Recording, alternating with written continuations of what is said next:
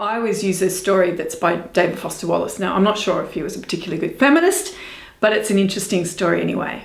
So there's these two fish that are swimming along, and they happen to come upon an older fish swimming in the opposite direction. And the older fish says, morning, you two, how's the water? And the two young fish swim on for a bit, and eventually one looks at the other and says, what the hell's water? So feminism is my water, if you like. It's the way I see the world. It's ubiquitous. Now, we all have filters. We just can't help it. That's just the way we are. And I see myself through a lens of being born in the 20th century. I'm Australian, I'm female, I'm educated, and of course I'm a feminist. So why is this important?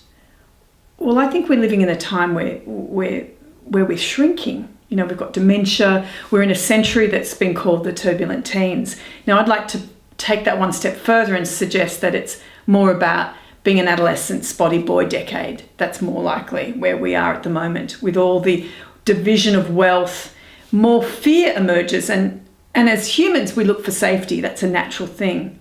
And often safety is in black and white politics.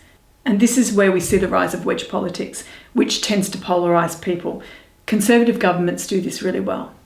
Well, feminism's often seen as a dirty word, but I've seen signs of spring with feminism and with some excitement. I think we're seeing a resurgence of feminism, but still much needs to be changed. And we know this. Women-owned businesses are growing, but we're not getting a fair share of investment.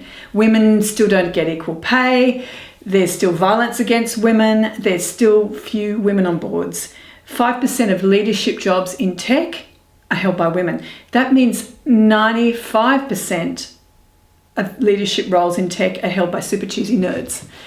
Seemingly liberal, these super successful guys, it kind of gives them some sort of mission to be idolised by the world. So instead of masculine values of win-lose, let's focus on win-win. It's social and institutional change that's needed. Women in positions of power discover when they get there that they're still not wanted. But it's still important for us to really understand what the system is. Because to understand the system is to be able to change it. So in that way, we need to recalibrate, reorganise and redefine what the systems are. And I also believe it's a time for men to step forward during this time as well, especially during this time. And I'd love to see a less toxic version of masculinity. At the same time, we need empowerment, collaboration, creativity, of course, and investment in female talent. We can't just keep talking about it. We need to do something. And shrinking and pinking of the feminine will no longer suffice.